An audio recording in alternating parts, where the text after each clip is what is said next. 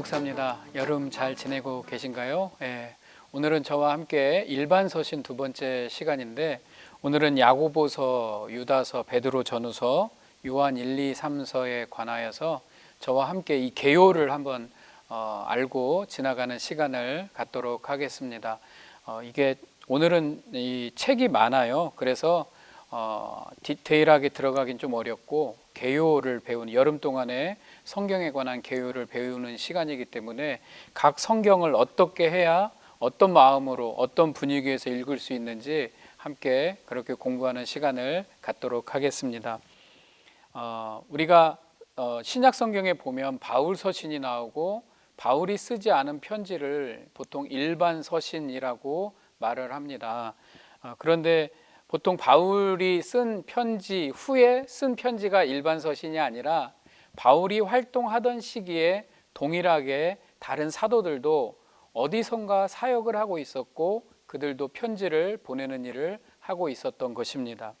그래서 우리는 이 편지가 정확하게 어느 부분이다, 그 다음에 사도행전의 어느 부분쯤에 있을 것이다 라는 것을 정확하게 알지는 못합니다. 그렇지만 최대한 이 말씀 속에서 이 시대가 어느 시대였고 누구에게 썼고 이런 것을 파악을 하면서 이 편지가 가지고 있는 원래의 의미를 잘 알 수 있는 것, 그것을 찾아내는 것이 일반 서신을 읽는 가장 좋은 방법이라고 생각합니다. 우리가 다시 한번 이 야고보서부터 요한 1, 2, 3서까지 가기 위해서 그 시대의 분위기를 한번 짚어보면요, 원래 유대인 지방의 유대인들이 예수님을 믿게 됐습니다. 그래서 그리스도인이 된 거죠. 그러니까 제일 먼저 그들에게 있었던 것은 뭐냐면요, 유대인과의 갈등이 시작이 됩니다. 유대인과 그리스도인, 그리고 이 그리스도인들이 유대인에게만 복음을 전한 게 아니라 이방인에게도 복음을 전해서 유대인과 이방인의 갈등이 시작이 됩니다. 그리고 그 당시에는 유대인과 로마 군인들 간의 충돌이 있었습니다.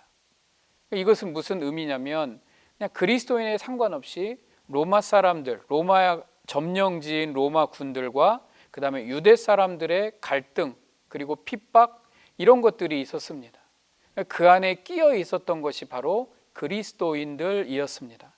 그 다음에 점점 이 시대가 흐르니까 어떻게 되냐면 거짓 교사가 등장을 하게 되는 겁니다. 그래서 이제 예수님을 믿는 그 믿음을 흔들리는 이단들이 나오게 되고, 거짓 교사들이 등장을 하게 되는 것이 이 시대의 백그라운드입니다.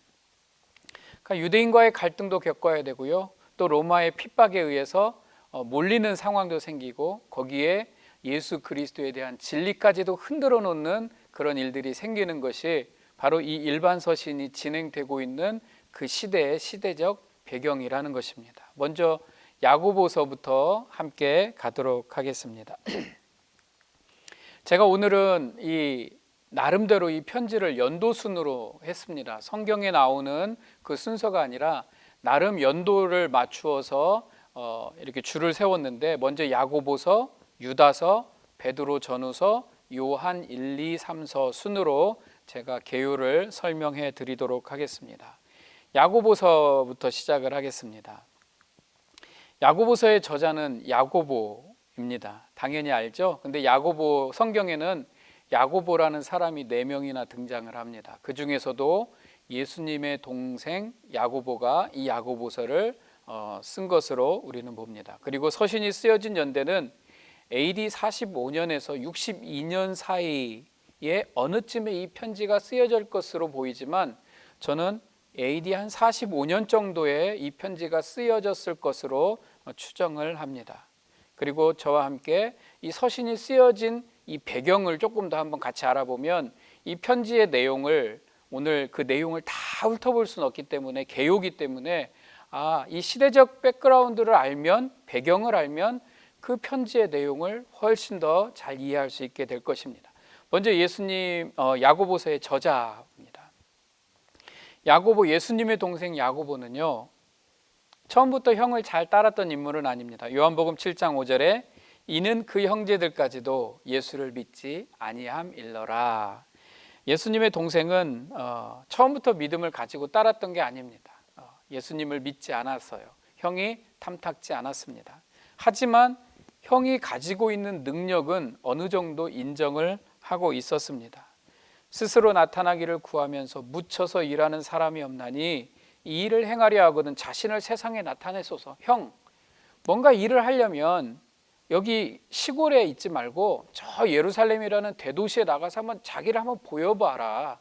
이렇게 동생이 형에게 말했던 장면이 바로 요한복음 7장 4절입니다. 이렇게 형을 탐탁지 않게 여기고 형을 그렇게 높게 능력이 있는 건 알았지만 정확하게 그 실체를 알 수 없었던 이 동생, 형제인데 나중에는 이 진정한 유대의 변화가 정치가 아닌 십자가의 길임을 이 야고보도 깨닫게 되는 것입니다. 당시의 유대 청년들은 다 의식이 있었어요. 우리나라가 80년대를 지나면서 민주화 운동에 어느 청년들이나 다 똑같은 마음을 가졌던 것처럼 이 시기를 지나는 사람들에게 있어서는 유대의 독립에 관한 모든 마음을 똑같이 동일하게 가지고 있었다는 겁니다. 그래서 이 유대가 변화되려면, 이스라엘이 변화되려면 로마로부터 독립을 해야 된다라는 어떤 민주적인 그런 마음을 가지고 있다가 형이 하고자 하는 일은 그런 일들이 아니구나 라는 걸 깨닫게 됩니다. 보면 고린도전서 15장 3절 8절에 이 바울의 고백을 통해서 우리가 엿볼 수가 있습니다. 내가 받은 것을 먼저 너희에게 전하였노니 이는 성경대로 그리스도께서 우리 죄를 위하여 죽으시고 장사 지낸 바 되셨다가 성경대로 사흘 만에 다시 살아나사. 이게 복음이잖아요.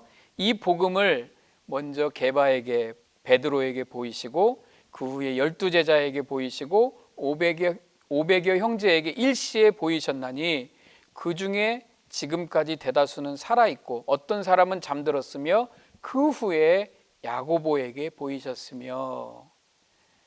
야고보가 나의 형은 어떤 유대의 독립운동하는 사람이 아니라 십자가의 길을 가는 메시아임을 깨닫게 되었다라는 것입니다. 그래서 야고보도 이제는 더 이상 형이 아닌 그리스도 예수로 섬겼고 야고보서에도 자기를 예수님의 신실한 종이라고 표현을 하고 있게 되는 겁니다. 자, 이 편지가 언제 쓰여졌을까요? AD 45년에서 62년 사이에 쓰여졌을 거다. 이제 혹시라도 이 영상을 보는 분들 중에 저와 함께 바울의 일생이라고 하는 강의를 들으신 분들은 어느 정도 연도를 좀 가늠할 수가 있을 것입니다. 제가 한번 설명을 해드릴게요. 왜 이 기간에 이 편지가 쓰여져야 되냐면 예수님의 동생 야고보는 AD 62년에 순교하게 됩니다. 그렇기 때문에 이 편지는 AD 62년 전에 쓰여져야 하는 것이고요. 그 다음에 예루살렘 공회의라고 하는, 우리가 연도를 정확하게 알 수 있는 그런 내용이 있는데 이 예루살렘 공회의의 최고 결정을 할 수 있는 사람이 바로 야고보였습니다. 그렇기 때문에 이 야고보가 예루살렘 공회의에서 유대인과 이방인 사이에 그리스도의 복음을 믿는 것, 그래서 이거는 아무런 차별 없이 유대인의 율법을 지키지 않아도 이방인도 구원을 얻을 수 있다라는 결정을 내린 사람이 바로 야고보였기 때문에 야고보가 이 편지를 쓴다면 예루살렘 공회에 관한 내용이 포함되어 있어야 된다라는 겁니다. 하지만 이 편지를 자세히 훑어봐도 이 내용이 포함되어 있지 않기 때문에 예루살렘 공회의 AD 49년 이전에 쓰였구나 라는 것을 우리가 추측할 수 있습니다. 그리고 또 하나 이유는 야고보는 야고보서 2장 2절에 만일 너희 회당에 금가락지를 끼고 아름다운 옷을 입은 사람이 들어오고 교회라는 단어보다는 회당이라는 단어를 많이 썼습니다. 그 이유는 아직은 교회라는 것, 초대교회라는 것이 이렇게 잘 세링이 되기 이전에 아직은 모두가 유대인들이기 때문에 유대인의 관습과 유대인의 문화에 더 익숙한 시기였다. 그래서 조금 시기가 이르다라고 해서 AD 45년으로 우리는 추정을 하게 되는 것입니다. 그래서 우리 야고보서가 AD 45년 정도에 쓰였을 것이다. 우리 또 한번 가보겠습니다. 이 서신이 쓰여진 이 시대적 배경이 있습니다. 이 시대적 배경이 뭐냐면 AD 36년부터 46년에 어떤 일이 있었는가, 이 백그라운드를 보면 조금 더 이해가 됩니다. AD 41년에 로마의 칼리굴라 황제가 유대 종교 탄압에 직접적으로 관여를 하게 되는 시기입니다. 로마가 전쟁에서 승리를 했는데 저 이스라엘 모든 이 속국들, 식민지로 있던 나라들이 로마를 찬송하고 로마를 높이는 그런 이 전쟁에 승리했다고 기뻐하는데 꼭 저 이스라엘이라고 하는 나라만 그것을 인정하지 않는 거예요. 그래서 로마의 황제 칼리굴라가 화가 났습니다. 그래서 시리아에 있는 총독을 예루살렘으로 급파를 해서 유대를 완전히 간섭을 시작하고 완전히 이렇게 그 안에 뭔가 이렇게 유대인들이 싫어하는 일을 만들어야 되겠다라고 생각을 해서 황제 신상을 예루살렘 성전 안에 짓게 만듭니다. 그것을 시리아 총독을 보내서 그 일을 시키게 되는 거죠. 근데 이 시리아 총독이 그렇게 되면 이 예루살렘은 난리가 나는 것을 알기 때문에 그 명령을 받고 순종하지 않을 수 없기 때문에 아주 천천히 합니다. 그리고 천천히 하면서 이렇게 가면 이거는 어렵겠다 싶어서 아그리빠 왕을 로마 황제에게 보내서 친하니까 좀 설득 좀 해봐라 하고 보내게 됩니다. 그런 일들이 있었습니다. 그러니까 이 AD 41년에 유대 이 이야기를 쭉 하다 보면 너무 길어지기 때문에요. 그래서 이렇게 유대인들에게 직접적으로 로마가 간섭을 하기 시작하는 때가 이제 AD 41년이 되고 이런 일들이 있었는데 아그리빠가 로마로 가서 도착을 해서 설득을 하려고 했을 때 그 칼리굴라 황제는 이미 암살을 당한 후였습니다. 그래서 아그리빠의 입지가 높아지게 되죠. 아그리빠는 다시 이제 유대 지방으로 돌아와서 통치를 하게 됐는데 이때 아그리빠는 유대 사람들을 자꾸 인심을 얻고자 해서 사도 야고보, 그러니까 예수님의 동생 야고보가 아니라 우리가 예수님의 제자 중에 있는 또 다른 야고보를 처형을 하게 됩니다. 그게 AD 44년입니다. 자, 이런 일들이 지금 일어나고 있고요. 그 다음에 AD 44년, 46년에 8대 파두스 총독이 또 들어오게 되는데 이 사람은 로마 정책을 더 적극적으로 하는 사람이었기 때문에 유대인들의 불만이 막 고조되는 시기였습니다. 우리가 알아야 될 거는 유대인들이 힘들면 그리스도인들이 힘든 겁니다. 왜냐하면 유대인들은 거기에서 받는 스트레스를 이 유대의 율법을 지키지 않는 그리스도인들에게 풀었기 때문에 우리는 그리스도인이거든요. 우리의 포커스는 유대인이 아니라. 그래서 유대인들이 로마에게 핍박을 받을수록 유대인들은 더 그리스도인을 핍박하게 되는 것입니다. 그리고 결정적으로는 AD 46년, 48년에 유대 지방에 큰 흉년이 발생하게 됩니다. 자, 서신의 내용을 한번 들어가 보겠습니다. 이런 것을 다 가지고 야고보서를 한번 읽어보면요, 야고보서는 어떤 내용일까? 첫 번째, 야고보는 구약의 배경을 잘 인용했습니다. 야고보서 1장 10절에 부한 자는 자기의 낮아짐을 자랑할지니 이는 그가 풀의 꽃과 같이 지나감이러라. 이게 이사야 40장 6절에 나오는 말씀입니다. 풀은 마르고 꽃은 시드는 인생을 설명하고 있는, 이것이 바로 유대인 그리스도인을 설명하고 있는 거죠. 그러니까 야고보는 또 멀리 있는 이방인 그리스도인들보다는 유대인 그리스도인들에게 조금 더 포커스를 맞추고 있었던 것을 알 수가 있습니다. 그리고 풀은 마르고 꽃은 시드는 인생, 되게 가난하고 찌든 인생을 야고보는 표현하고 있습니다. 그러나 그렇게 가난하고 찌들었지만 실제적으로는 그리스도 안에서 높은 인생이다라는 것을 야고보서가 설명을 하고 있습니다. 그리고 야고보서의 내용에 보면 유대인들의 가난함이 그냥 상징적이 아니라 실제적으로 뚜렷하게 보여집니다. 이걸 어떻게 알 수 있냐면요, 예루살렘은 항상 가난했어요. 가난하고 핍박당하고 그 다음에 로마 군들이 쳐들어오고 식민지고 잘 살 수가 없는 그런 분위기였습니다.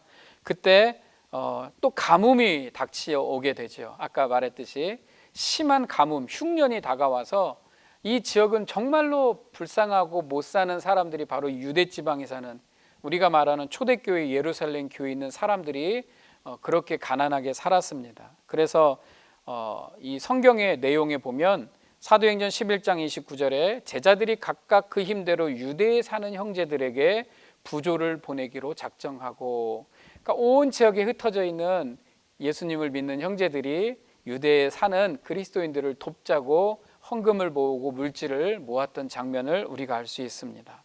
그리고 갈라디아서 2장 9절 10절에 보면 바울이 쓴 편지에 이렇게 나옵니다. 이 예루살렘 공의회를 다녀온 바울이 이렇게 기록한 거예요. 갈라디아서에.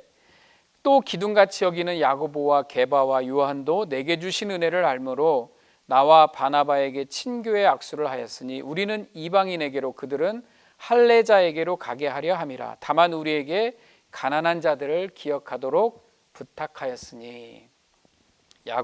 초대 예루살렘에 있는 사도들이 안디옥 교회에 있는 바울에게 이렇게 만약에 교회들을 들를 때마다 꼭 예루살렘에 있는 불쌍한 가난한 그 교인들을 기억해 달라고 부탁을 했다라는 내용이 들어 있습니다. 그러니까 야고보서에서 말하는 이 내용들은요, 실제적인 겁니다. 신학적인 게 아니고 뭐 실천을 하자 이런 의미가 아니고 실제적인 상황, 실제 상황이 벌어지고 있는 게 바로 이 지역 야고보서의 편지에 드러나고 있는 것입니다. 야고보서는 신학이 아니라 삶을 이야기하고 있습니다. 그러니까 야고보서에 보면 야고보가 예를 들죠. 너희가 믿음이 있다 하고 행함이 없으면 그게 무슨 소용이 있냐라고 하는 말을 야고보서에 잘 듣는데, 예를 들어요. 만일 형제나 자매가 헐벗고 일용할 양식이 없는데 너희 중에 누구든지 그에게 이르되 평안히 가라, 덥게 하라, 배부르게 하라 하며 그 몸에 쓸 것을 주지 않으면 무슨 유익이 있으리요. 실제 상황, 예를 든 게 아니라 야고보는 지금 진짜로 힘든 상황에서 이 편지를 쓰고 있는 것을 우리는 알 수가 있습니다. 자, 정말로 힘들어 있는 이 예루살렘에 있는 사람들에게는요, 어떤 신학도 이론도 필요가 없는 겁니다. 실제적인 도움이 필요하다라는 것을 야고보가 말하고 있는 거죠. 그리고 이 야고보서는 바울이 쓴 어떤 편지보다 더 앞서 있다라고 추정할 때, 야고보는 바울이 뭐 믿음으로 구원을 얻는다 이런 것을 지금 어떻게 하자고 쓴 편지가 아니라, 정말 이 예루살렘에 있는 많은 유대인들이 너무나 힘들고 어렵기 때문에 우리가 그리스도의 사랑으로 돕자라고 하는 실제적인 얘기, 실천적인 이야기를 쓰고 있는 것이 야고보서입니다. 이런 마음을 가지고 야고보서를 읽으시면 우리는 단순히 이것이 뭐 믿음으로 구원을 얻냐, 행함으로 구원을 얻냐가 아니라 정말로 야고보 사도의 마음, 야고보, 예수님의 동생 야고보의 마음을 가지고 이 야고보서를 잘 이해할 수가 있게 될 것입니다. 우리 유다서로 넘어가겠습니다. 분량이 너무 많아요. 책이 많아서. 유다도 예수님의 동생입니다. 저자는 예수님의 동생 유다고요. 또 이 서신이 쓰여진 연대를 AD 60년대 초반으로 이렇게 잡아보았습니다. 이따도 설명을 해드릴게요. 그리고 서신이 쓰여진 배경을 또 설명을 해드리고 서신의 내용을 설명해드리도록 하겠습니다. 유다서 1장 1절에 보면 예수 그리스도의 종이요 야고보의 형제인 유다는 부르심을 받은 자 곧 하나님 아버지 안에서 사랑을 얻고 예수 그리스도를 위하여 지키심을 받은 자들에게 편지하노니. 그 유다는 야고보처럼 자기를 예수 그리스도의 종이고 또 야고보의 형제라는 것을 이렇게 굳이 드러내면서 자기 말에 대한 힘, 자기 말에 대한 공신력을 더하고 있는 모습을 우리가 볼 수가 있습니다. 자, 이 서신이 쓰여진 연대를 보면 이 유다서와 베드로후서가요, 내용이 좀 비슷합니다. 그래서 신학자들이 연구를 해보니까 여기에서 지적된 거짓 교사가 등장을 하는데, 이 거짓 교사가 같은 거짓 교사인 것처럼 보여집니다. 이 거짓 교사에 대해서는 이따 베드로서에 가서 설명을 한번 더 드리도록 하겠습니다. 그래서 비슷한 연대에 비슷한 상황을 가지고 이 편지가 쓰여졌구나 라고 생각을 하는 겁니다. 그리고 형제 야고보, AD 62년에 순교했는데 유다의 편지에 형 야고보가 순교한 그 내용이, 그런 어떤 가슴 아픈 이런 일들이 담겨 있지 않는 걸 보고 이 시대보다는 좀 앞섰다라고 계산을 해서 AD 62년 뭐 AD 45년에서 62년 정확한 날짜는 우리가 알 수 없기 때문에요.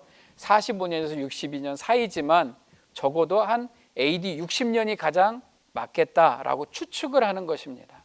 이 편지가 정확하게 어떻게 쓰였는지는 솔직히 말하면 정확하게 알 수가 없죠. 그러나 우리는 편지의 내용을 통해서 추측하게 되는 것입니다. 자, 이 시대의 배경이 있습니다. 이 배경만 하나씩 설명해도 꽤 긴 내용이 될 텐데요. 자, AD 36년에서 46년에는 어떤 일들이 벌어졌는가 했을 때 AD 48년에서 62년까지인데요. 48년에서 58년에는 70대 아나니아 대제사장이라는 사람이 있습니다. 이 아나니아 대제사장은 그리스도인들을 핍박하고 가장 잔인하게 그리스도인들을 핍박한 대제사장이 아나니아였고요. 심지어 유대인들에게조차도 악명 높은 제사장으로 유명합니다. 그래서 나중에 이 유대 전쟁이 발발했을 때 유대인들이 굳이 아나니아의 집을 찾아서 불을 태우고 그는 헤롯궁에 숨어 있다가 나중에 사람들에게 잡혀서 죽게 되는 그런 제사장이 있었던 시기입니다. 그러니까 그리스도인들이 굉장히 힘들고 어려웠던 시기로 봅니다. 그리고 AD 49년은 우리가 잘 아는 예루살렘 공의회, 바울과 바나바가 찾아와서 이방인들의 구원에 관해서 결정을 짓는 그 회의가 바로 예루살렘 공회의입니다. 그리고 AD 52년, 60년은 벨릭스 총독이라고 알지요. 저희가 바울이 잡혀 있을 때 벨릭스 총독에게 잡혀가 있는데 2년 동안 아무것도 안 하고 바울을 잡아놓습니다. 왜냐하면 유대인들에게 잘 보이려고, 그리고 혹이나 바울에게 뇌물을 받을 수 있을까 해서 잡아놨던 총독, 이때가 바로 52년에서 62년이고요. 로마에서 AD 54년에 네로 황제가 등극합니다. 우리가 잘 알죠. 그리스도인을 핍박한 대표적인 인물이 바로 네로, 그리고 AD 62년에 예수님의 형제 야고보가 순교를 당하게 됩니다. AD 62년에 총독이 바뀌는 타이밍이었어요. 총독이 바뀌는 타이밍에 이 사람들이 이 로마가 정치를 잘하지 못하고 정신이 없는 틈을 타서 사내들인 공회를 급하게 열고 야고보를 처형하게 되는 겁니다. 율법을 지키지 않았다라는 명목하에. 그게 바로 AD 62년에 벌어지는 일입니다. 자, 이런 상황 가운데 우리는 AD 60년 초쯤에 이 유다서가 쓰여졌다라고 추측을 하고 한번 내용을 함께 보도록 하겠습니다. 사랑하는 자들아, 너희는 우리 주 예수 그리스도의 사도들이 미리 한 말을 기억하라. 이게 그냥 읽으면 잘 의미가 그냥 그런가 보다 그렇지만, 우리 주 예수 그리스도의 사도들이, 즉 예수님의 12 제자들이 했던 말을 미리 기억하라. 이것은 가까운 데 있는 사람들, 가까운 데 있는 유대인들을 말합니다. 멀리 이방에 있는, 이방 지역에 있던 사람들을 의미하는 게 아니라 바로 가까운 데 있는 유대인 그리스도인들에게 한 말이라는 것을 우리가 추측할 수가 있고요. 이 서신의 내용은 먼저는 거짓 교사들에 대한 경고가 나와 있습니다. 교회에 가만히 들어온 사람들이 있었고, 그 사람들이 들어와서 어떻게 하냐면 우리 하나님의 은혜를 도리어 방탕한 것으로 바꾸고 홀로 하나이신 주제, 곧 예수 그리스도를 부인하는 사람들이 교회에 몰래 들어왔다. 옛날이나 지금이나 똑같습니다. 이단들이 들어오는 것은 이 거짓 교사들에 대해서 조심해라, 유대인 그리스도인들이여, 이 편지를 유다가 쓰고 있는 것입니다. 그들은 어떤 사람들이었냐면 자기 몸만 기르는 목자요, 분열을 일으키는 자고 육에 속한 자며 성령이 없는 자니라 라고 표현을 하고 있어요. 그러면서 유다는 어떻게 대처를 해야 되는지 유다서에 쓰고 있습니다. 사랑하는 자들아, 너희는 너희의 지극히 거룩한 믿음 위에 자신을 세우며 성령으로 기도하며 하나님의 사랑 안에서 자신을 지키며 영생에 이르도록 우리 주 예수 그리스도의 긍휼을 기다리라. 그래서 교회에 들어온 거짓 교사, 이단들을 조심하고 잘 믿음으로 대처하라고 하는 내용이 바로 유다서입니다. 자, 어떤 상황이 벌어졌어요? 유대인들과의 갈등, 유대와 그리스도인이라고 하는 갈등, 그 다음에 로마의 핍박, 그 다음에 교회에 점차적으로 들어오는 그리스도를 부인하는 이단들이 점점 이런 분위기로서 교회 안에 침투하고 있는 이 전체적인 시대적 배경을 안고 있는 이 서신서들이 지나가고 있는 이 세상을 우리가 조금 더 한번 안다면, 이런 세상이었구나 라는 걸 안다면 이 편지를 더 잘 이해할 수 있게 됩니다. 자, 그 다음엔 베드로 전후서입니다. 베드로 전후서 저자는 베드로고요. 서신이 쓰여진 연대는 AD 63에서 65년으로 추정을 합니다. 그리고 제가 함께 시대적 배경을 한번 같이 알아보고요. 서신의 내용 설명해 드리도록 할게요. 베드로전서, 예수 그리스도의 사도 베드로는 편지에 베드로라고 써 있고 동명이인을 찾아볼 수 없기 때문에 이거는 당연히 베드로의 편지다라고 알 수가 있습니다. 베드로가 쓰여진 연대, 이게 제가 이 연도를 계속 잘못 기재를 한 것 같은데요. 베드로전서는 AD 63년, 그 다음에 베드로후서는 AD 64년에서 65년경에 쓰여진 것으로 봅니다. AD 63년은 어떤 시대냐면 고난의 직전이나 시작 즈음에 쓴 편지로 보여지고요. 베드로후서는 베드로의 순교 바로 전에 쓴 편지로 보여집니다. 자, 그럼 어떤 일이 있었길래 고난의 직전이고 고난의 시작, 베드로의 순교 직전일까? 연도를 한번 잘 기억하시고 AD 60년대 초반, 64년, 65년, 63년이니까 기억을 하시고 어떤 시대적 배경을 볼게요. AD 64년에 로마의 대화재가 일어나게 됩니다. 제가 바울의 일생 할 때 또 다른 곳에서 설명을 해드린 적이 있지만 또 이해를 돕기 위해서 간단하게 설명을 해드리도록 하겠습니다. 바울과 베드로는 비슷한 시기에 같은 시기에 로마에서 순교를 한 것으로 우리는 추정을 합니다. AD 64년 7월 달에 로마에 큰 화재가 일어납니다. 사람들은 이 화재가 어떻게 일어났는지 정확하게 알 수가 없습니다. 상인들이 모여서 술을 마시고 놀다가 기름통이 엎어져서 우연치 않게 일어난 불인지 아니면 누군가가 와서 불을 질렀는지 이건 정확하게 알 수 없지만 로마에 큰 화재가 일어나게 되고요. 그날 또 엄청난 바람이 불었다고 합니다. 그래서 로마에 14구역이 있는데 그날 10구역이 다 타버리는 로마에 정말 큰 불이 일어나게 됩니다. 그리고 당시 로마는 다 목조 건물이었대요. 그래서 정말 잘 타기 좋은, 그 다음에 밀집적으로 지어진 구조이기 때문에 불에 잘 타기 좋은 그런 구조로 지어져 있었다고 합니다. 근데 당시에 네로 황제는 로마에 있지 않고 약 100km 떨어진 자기 고향 안지움이라는 곳에 가서 휴가를 갖고 있었던 시기였는데 이 소식을 듣고 급하게 궁으로 돌아오게 됩니다. 그래서 이제 이 화재 진압을 하고 또 뒷정리를 되게 잘했다고 해요. 사람들을 또 이 궁 안에 또 화재로 인해서 화재민들을 또 잘 살피고 보살피고 나름대로 정치는 잘 하고 있었던 것 같습니다.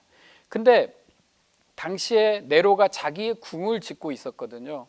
근데 그 궁을 지으려면 좀 넓은 땅이 필요했습니다. 그런 상황이 겹치고 있었던 거죠. 근데 그 땅이 필요한데 마침 불이 났고 또 그 불이 난 땅을 네로가 아주 싼 값으로 헐값으로 다 매각을 하게 됩니다. 그렇게 되고 자기가 짓는 궁을 너무 쉽게 본의 아니게 잘 지을 수가 있게 되었다고 해요. 그런데 사람들이 이제 오해를 하기 시작합니다. 네로가 이러려고 일부러 불을 질렀나 보다라고 루머가 돌기 시작합니다. 그리고 그 루머가 유언비어가 눈덩이처럼 퍼지게 되고 민심이 흉흉해지니까 네로는 이 사건을 어떻게든 마무리하고자 했던 거죠. 그래서 어떻게 마무리할까? 그러니까 쉬운 말로 누구에게 뒤집어 씌울까라고 찾다 보니까 로마에 새롭게 떠오르는 종교가 있는데 그게 바로 그리스도교라고 하는 종교였습니다. 그래서 로마의 역사가 타키투스가 크리투스 그리스도인이라고 하는 이들에게 이 모든 죄를 다 뒤집어 씌우고 그리스도인들이 불을 질렀다라고 다 뒤집어 씌우게 된 겁니다. 그래서 이때부터 그리스도인들이 불을 질렀고 모든 죄를 다 그들에게 뒤집어 씌우면서 대대적으로 그리스도인들을 잡아들이고 죽이는 일을 바로 AD 64년에 시작하게 되는 것입니다. 자, 그리고 뒤로 이거부터 설명하고 지나가겠습니다. AD 64년, 66년에 이건 로마에서 있었던 일이고요. 유대 지방에서는 어떤 일이 있었냐면 플로루스 총독이라고 하는 사람이 유대인들하고 사이가 안 좋았어요. 그래서 예루살렘 성전 안에 들어가서 예루살렘 그 유대 사람들이 정말 싫어하는 일을 벌이게 됩니다.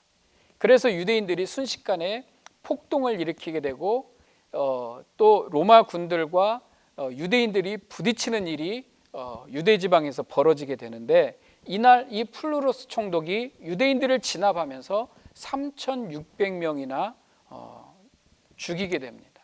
이런 일들이 벌어지게 되니까요, 로마에서는 로마대로, 유대 지방에서는 유대인들대로, 로마와 유대인들 사이에서 끼인 그리스도인들은 엄청난 핍박을 받고 있는 시기가 바로 AD 64년, 64년에서 66년 신호탄이기 때문에요, 이런 엄청난 분위기가 유대 지방에, 로마에 있었던 것을 우리가 염두에 두고 이 편지 베드로 전후서를 읽으면 좋을 것 같습니다. 자, 베드로는 이때 아마도 네로가 그리스도인들에게 죄를 뒤집어 씌우고 뭔가 일이 심상치 않게 돌아가는 것을 느꼈던 것 같습니다. 그래서 베드로가 그리스도께서 이미 육체의 고난을 받으셨으니 너희도 같은 마음으로 갑옷을 삼으라. 이는 육체의 고난을 받은 자는 죄를 그쳤습니다. 뭔가 고난이 다가오겠다라는 것을 깨닫게 되고 그 고난에 대비하라고 말을 하는 장면이 이렇게 나오게 됩니다. 그래서 베드로는 그리스도인의 거룩한 행실을 베드로 전서에 쓰게 됩니다. 뭔가 고난이 다가올 것 같은데 이 시점이죠. 뭔가 폭풍 전야 같은 시기에 그리스도인의 거룩한 행실을 강조합니다. 이게 뭐냐면 이방인들이 너희의 선한 행실을 보고 하나님께 영광을 돌리게 하라. 어떤 상황에서도 너희는 거룩한 행실, 거룩한 행동을 통하여서 이방 사람들이 주님 앞에 주님께 영광 올려드리고 주님께 돌아오게 하라라고 베드로가 말을 합니다. 그리고 그것을 점점 아내들에게도 말하는 거죠. 3장 1절에 보니까 아내들아 이와 같이 남편에게 순종하라. 이게 무슨 말이냐면 그냥 순종하라 이 의미가 아니라 말씀을 순종하지 않는 자라도 말로 말미암지 않고 그 아내의 행실로 말미암아 구원을 얻게 하려 함이라. 아무리 힘들고 어려운 상황이라도 그 행실을 잘함으로 믿지 않는 남편까지도 주님 앞에 돌아올 수 있게 된다라는 것을 의미하고 있죠. 그래서 선한 양심을 가지라. 그것은 비방하는 자들 하는 일에 부끄러움을 당하게 하려 함이라. 오히려 우리가 선한 양심을 가지고 있으면 우리를 비방하는 사람들이 부끄럽게 된다라는 거죠. 그래서 어떤 상황에서도 그리스도인으로서 이 거룩한 행실을 잊지 말아라라고 말을 하는 것입니다. 그리고 어떤 상황에서도 즐거워하라. 너희로 즐거워하고 기뻐하게 하려 함이라. 그러면서 교회 리더들에게 이렇게 권면을 합니다. 근신하라, 깨어라. 대적 마귀가 우는 사자같이 두루다니며 삼킬 자를 찾나니 너희는 믿음을 굳건하게 하고. 그리고 베드로전서 5장 10절에 너희를 친히 온전케 하시며 굳건하게 하시며 강하게 하시며 터를 견고하게 하시리라. 리더들에게 굳건하라, 믿음 위에 서라 라고 설명을 하고 있습니다. 뭔가 큰 일이 닥치는 이 앞에서 베드로가 하는 이 베드로 전서를 여러분 그 느낌으로 한번 읽어보시기 바랍니다. 뭔가 큰일, 아직은 잘 모르는 폭풍 전야와 같은, 그러나 베드로 후서는 이제 폭풍이 다가왔죠. 베드로 후서 동일하게 보배로운 믿음을 우리와 함께 받은 자들에게 편지하노니. 베드로 후서에는요 모두에게 편지를 쓰는 그런 내용이 나오게 됩니다. 성도는 그리스도인의 성품을 가진 자다. 자, 베드로후서가 쓸 때는요 이제는 이 네로 황제가 그리스도인들에게 다 누명을 씌우고 대대적으로 체포 명령이 떨어지고 바울도 잡아들이고 베드로도 잡아들이고 그리스도인들, 기독교인들의 리더급들은 다 잡아들여라 하는 그 와중에 베드로후서가 쓰여진 겁니다. 이미 사건이 벌어졌죠. 이제는 폭풍 전야가 아니라 폭풍의 한가운데 있을 때 베드로후서가 쓰였습니다. 그때 베드로가 한 말이 성도는 그리스도의 성품을 가진 자다라고 말합니다. 이로써 보배롭고 지극히 큰 약속을 우리에게 주사 이 약속으로 말미암아 너희가 정욕 때문에 세상에서 썩어질 것을 피하여 신성한 성품에 참여하는 자가 되게 하려 하셨느니라. 그리고 이렇게 교회가 어려울 때, 폭풍 가운데 있을 때 교회는 거짓 교사가 들어옵니다. 그래서 거짓 교사에 대한 책망입니다. 모든 편지에도 이런 일에 관하여 말하였으되 그 중에 알기 어려운 것이 더러 있으니 무식한 자들과 굳세지 못한 자들이 다른 성경과 같이 그것도 억지로 풀다가 스스로 멸망에 이르느니라. 상황이 어려워졌어요. 죽음이 눈앞에 와 있어요. 그러니까 성경을 제멋대로 해석을 하는 거예요. 종말이 눈앞에 있다. 막 이런 식으로 이제 이 성경을 제멋대로 해석하는 거짓 교사들에 대해서 베드로가 책망을 하고 있는 장면입니다. 그러나 여전히 그리스도의 재림에 대한 확신, 주의 약속이 핍박이 오고 고난이 오고 폭풍이 오지만 그래서 주님이 약속하신 게 더디 오는 것처럼 느껴지지만 이것은 절대 더디 오는 것이 아니다. 오직 주께서는 너희를 대하여 오래 참으사 아무도 멸망하지 않고 다 회개하기에 이르기를 원하시느니라. 주님의 약속이 무효가 아니라는 거예요. 이렇게 핍박이 다가온다 할지라도 약속이 더디지만 주님이 하루는 천년 같고 또 천년이 하루 같아서 그분의 때, 주님의 때에 이 모든 일이 반드시 이루어진다라고 우리에게 설명을 하고 있는 것이 바로 베드로 후서입니다. 자, 결국 베드로는 여기에서 순교를 하게 됩니다. 바울과 함께 로마에서 순교를 하게 됩니다. 바울의 마지막 편지가 디모데 후서였다면 베드로 후서가 베드로의 마지막 편지입니다. 베드로는 이미 자기가 죽음이 임박할 것임을 이미 예상을 하고 있었습니다. 그래서 항상 마지막까지 그리스도의 성품에 참여한 자이기 때문에 흔들리지 말 것을 당부하고 있는 게 베드로 후서, 베드로 전 후서를 또 이러한 느낌으로 이러한 감성으로 또 읽으시기를 바랍니다. 이제 요한 1, 2, 3서입니다. 오늘 저에게 배당된 책이 너무 많아서 이게 저게 좀 빨리빨리 지나가지만 여러분 이 느낌을 가지고 이 성경을 한 절씩 한 절씩 읽어보면 정말로 새롭게 다가오게 될 것입니다. 우리가 잘 알듯이 요한 1, 2, 3선 사도 요한입니다. 그리고 아까 순교했던 야고보 44년에 그 야고보의 형제 사도 요한이고요. 서신이 쓰여진 연대는 AD 85년에서 95년경 사이로 생각을 하고 시대적 배경과 서신의 내용을 알아보도록 하겠습니다. 사도 요한 너무나 정확해서요.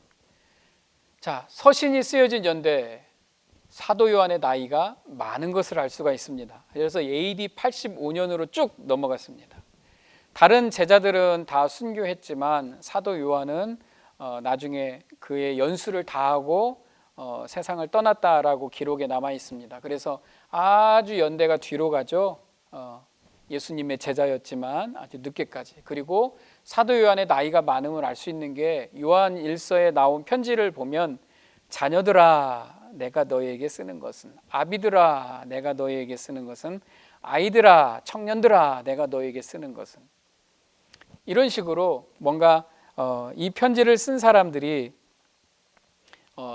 어떤 충분한 나이가 있는 그런 자녀들아라고 부를 수 있을 만큼 나이가 있는 사람이 쓴 편지라는 것을 우리가 알 수가 있습니다. 그리고 이 편지의 목적지는 나와 있지 않지만 이 요한이 이미 잘 알고 있는 사람들이기 때문에 자녀들아, 아비들아, 청년들아 이렇게 쓸 수 있는 편지라고 예상을 합니다. 그래서 우리는 이 편지가 요한이 잘 알고 있는 어느 교회에 보낸 편지라고 예상을 합니다. 그리고 이 시대는 적그리스도가 활동하던 시대입니다.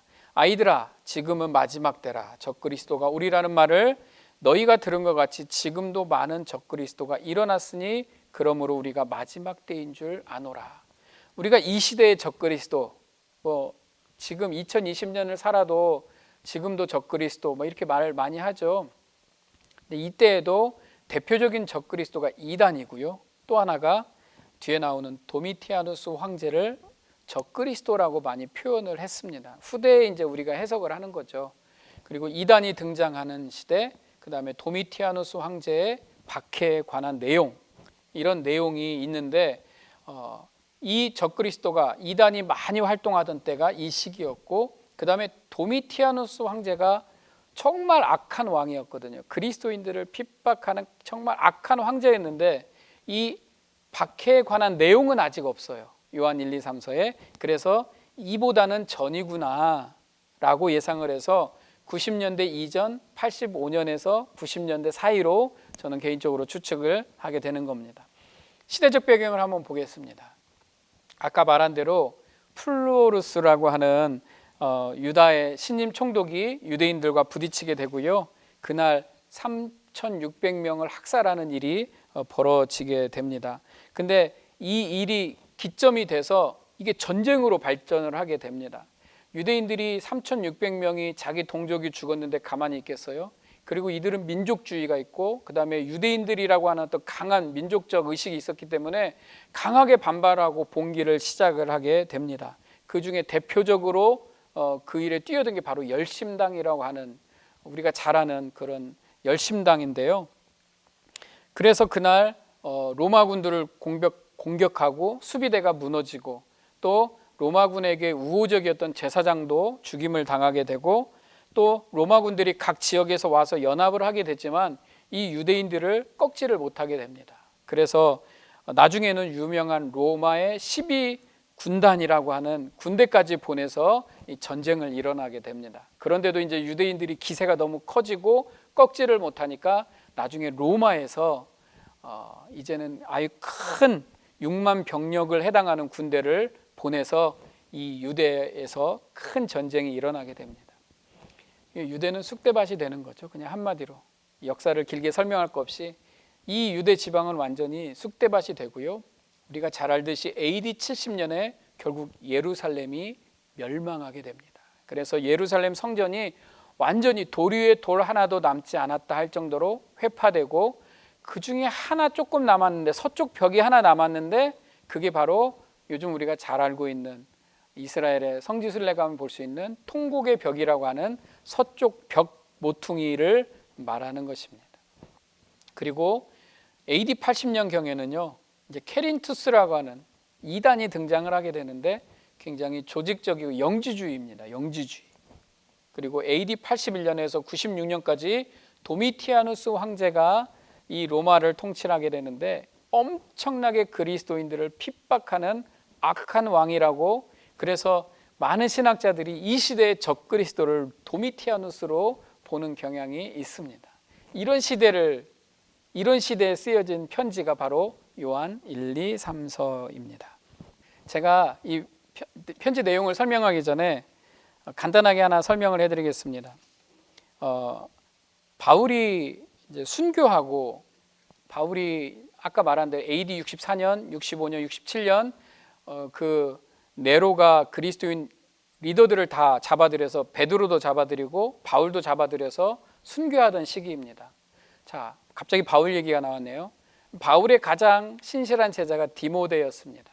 디모데가 예배소로 가서 바울이 사망한 후에, 순교한 후에 예배소로 와서 목회를 하고 있었습니다. 예배소 교회를 담당하고 있었죠. 근데 이 당시에는 이제 어떤 일이 벌어지냐면, 유대인들과의 갈등이 지나고 나니까 로마의 핍박이 있고, 로마의 핍박이 어느 정도 지나갔어요. 조금 안정권에 이르니까 이제 거짓 교사들, 이단들이 등장을 하게 되는데, 예배소 교회가 든든히 서가다가 이 거짓 이단자들이 막 등장을 하게 됩니다. 근데 디모데가 아무리 이제는 자기가 도움을 받을 만한 이단들을 감당하기가 어려우니까 누군가에게 도움을 받아야 되는데 살아있는 사도는 아무도 없어요. 그런데 보니까 사도 요한이 살아 있습니다. 그래서 예루살렘에 있는 사도 요한에게 아까 말한 대로 이 격동의 시간을 다 보낸 거죠. 그래서 한 AD 80년경 그 후에 디모데가 요한에게 부탁을 합니다. 선생님, 이제는 제가 부탁할 게 선생님밖에 없습니다. 지금 이 에베소 교회에 엄청나게 이단들이 많은데 제발 이 이단들을 어떻게 할 수 있는 만한 편지를 좀 하나 써주십시오 라고 부탁을 해서 쓴 편지가 요한 1서, 2서, 3서라는 겁니다. 제가 이것을 쉽게 그냥 설명해 드린 겁니다. 이 긴 스토리를 그냥 알아듣기 쉽게 설명을 해 드린 겁니다. 그렇다는 겁니다. 그래서 요한이 예배소 교회나 그 지역에 있는 소아시아에 있는 지역들에게 이단들을 좀 대비하라, 조심하라라고 보낸 편지로 보는 것이, 그래서 요한이 이것을 잘 정리해서 보낸 서신으로 우리가 보게 됩니다. 그런 의미에서 이제 내용을 한번 들어가겠습니다. 요한 1서는 당시 성행하던 영지주의가 있었어요. 영지주의가 있었는데 영지주의자들을 깨우치고 예방시키기 위해 쓴 편지로 봅니다. 그리고 여기에는 하나님은 사랑이시다라는 놀라운 직관력이 담겨 있는 책입니다. 요한은 예수님의 제자 중에서 가장 오래 살았고요. 교회를 책임지고 성도들을 돌봤습니다. 나중에 이 편지를 다 쓴 후에 요한이 예배소 교회에 와서 합류했다라고 우리는 역사적으로 봅니다. 그런데 같이 예배소에 있다가 디모데가 예배소에서 또 순교를 하게 됩니다. 군중들에게, 아데미 여신을 섬기는 군중들에게 오직 신은 하나님 한 분이시다라고 외쳤다가 그 군중들에게 돌에 맞아서 죽는, 순교하는 일들이 이 예배소에서 있게 되고요. 그 일로 인해서 아까 말한 도미티아누스 황제가 그리스도인들을 핍박하고 또 다른 체포 명령을 받아서 예배소에 머물러 있던 요한이 다시 체포되어서 로마로 압송되어서 도미티아누스 황제가 이 사도 요한을 죽이려고 처형하려고 했는데 실패하게 되죠. 어떤 기적 같은 일에 대해서. 그래서 반모섬으로 유배를 보내게 되고, 그 반모섬에서 요한이 요한계시록을 쓰게 되는 것입니다. 자, 이런 상황 가운데 이 예배소나 소아시아에 있는 지역에 편지를 쓰는 요한이 가장 표현하는 것, 이단을 조심하라라고 말할 때 표현하는 그 직관력이 뭐냐면 하나님은 사랑이시다라는 겁니다. 하나님은 사랑이시다. 예수님께서 이 땅에 오셔서 우리를 위해 자기 목숨까지도 내어주신 그 하나님의 사랑, 그렇기 때문에 그 하나님의 사랑, 예수님의 그 사랑과 그 본질적 그 믿음에 대해서 결코 흔들리면 안 된다라는 것이 요한 1서라는 것입니다. 자, 두 번째는 요한 2서입니다. 요한 2서는 택하심을 받은 부녀와 그의 자녀들이 수신자이고요. 예수님이 하나님의 아들이심을 너무 강조한 나머지 예수님의 성육신한 사실을 귀히 여기지 않는 사람들, 영지주의를 경계하라는 편지입니다. 뭐냐면 예수님이 33살에 돌아가셨다면 그냥 우리가 가늠 잡아서 AD 33년에 돌아가셨다고 가장 연도를 볼 때 이제 지금 80년 되면 굉장히 시간이 많이 흐른 거죠. 그리고 우리가 예수 그리스도를 믿는다라고 할 때 예수님을 만나지 못한 사람들은 예수님을 자꾸 이렇게 숭배하려는, 예수님을 섬기는 게 아니라 숭배하려는 그런 이런 본능이 생기게 되죠. 그래서 어떻게 예수님이 우리 같이 육신을 입었겠느냐, 예수님의 영적인 분이시다, 육적인 것은 아니고 예수님의 영적인 분, 하나님의 아들인 건 인정하지만 사람의 아들인 것은 그냥 그렇게 했나 보다, 이렇게 영지주의가 여기서 시작을 하게 됩니다. 육적인 걸 부인하고 영적인 걸 내세우는 거. 그런데 나중에는 이게 자꾸 이 이단도 발전을 해요, 자기들이 이론이. 그래서 예수님은 세례 요한한테 세례를 받을 때 성령이 오셔서 그때부터 십자가에 달려서 성령이 떠나가시는 때까지만 예수님이고 나머지 육신은 아무것도 아니다, 이런 이론들을 막 이론이 되면서 케린투스라고 하는 영지주의가 등장을 하게 됩니다. 그래서 사도 바울은 이런 이단은 절대 경계해라, 그러면서 뭐라고 하냐면 집에 들이지도 말고 인사도 하지 말라고 할 정도로 철저한 경계를 당부하는 것이 바로 요한 2서입니다. 누구든지 이 교훈을 가지지 않고 너희에게 나가거든 그를 집에 들이지도 말고 인사도 하지 말라. 요한 3서는 가이오라는 사람에게 보낸 사적인 편지입니다. 전도자들을 환대하고 대접하는 가이오라는 사람에게 대한 칭찬과 그와 반대인 디오드레베라고 하는 사람에 대한 책망이 들어있는 것이 바로 요한 3서입니다. 그래서 사랑하는 자여 내 영혼이 잘된 같이 내가 범사에 잘되고 강건하기를 간구하노라. 사랑하는 성도 여러분, 제가 이렇게 개요를 설명하지만요, 오늘은 시간이 이런 강의이기 때문에 개요만 설명해 드렸습니다. 그러나 이 시대적 배경을 조금만 더 알고 이런 마음을 가지고 이 서신을 읽는다면 우리는 이 서신이 절대 다른 의미로 우리에게 다가오게 될 것입니다. 오늘 집에도 계시는 우리 성도님들, 제가 빠르게 지나갔지만 그 당시에 이런 상황이었구나라는 것을 가지고 이 편지를 한 번씩 더 읽으시고 이 서신서를 읽으시고 우리도 이 땅에서 어떤 잘못된 이론에 치우치는 게 아니라 오직 예수, 우리의 반석 되신 예수 그리스도를 붙잡고 주님 안에 꼭 붙들려 있어서 정말 어떤 상황에도 신실한 그리스도의 종으로서의 모습을 살아드리는 저와 여러분 모두가 되었으면 좋겠습니다. 오늘 또 가정에서 이렇게 영상으로 공부한 분들 감사드리고요. 우리 기도하고 마치겠습니다.